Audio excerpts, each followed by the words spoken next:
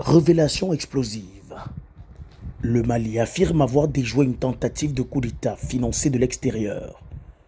Selon plusieurs sources et certains services de renseignement, la DGSE française et les autorités ivoiriennes seraient derrière ce complot.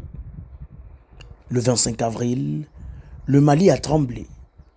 Mais derrière les attaques de Kati, Bamako, Mopti, Gao et Kidal, ce ne serait pas seulement du terrorisme. Selon des sources proches des services russes, l'armée malienne avait été infiltrée par des ennemis extérieurs. Des fonds importants, en provenance de la DGSE française et de certains responsables ivoiriens, auraient circulé ces dernières semaines. L'objectif, renverser la transition du général Assimi Goïta. Mais la riposte des FAMA, appuyée par leurs partenaires russes, a été violente et rapide. Les assaillants ont été stoppés, les officiers putschistes rattrapés par les balles ou obligés de fuir. Parmi eux, Alassane Diallo, un ancien militaire, a été tué lors des affrontements à Kati. Son implication est aujourd'hui confirmée.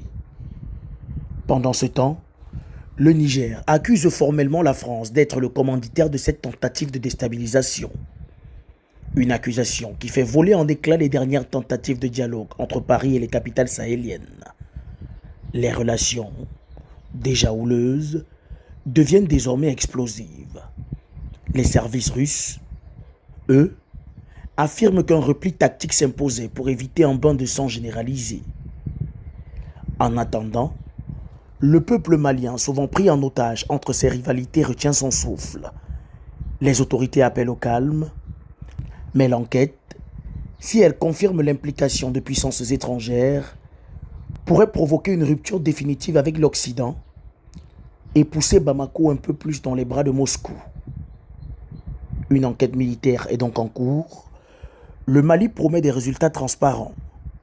La France, pour l'instant, n'a pas officiellement réagi à ces accusations venues de Bamako et Niamey.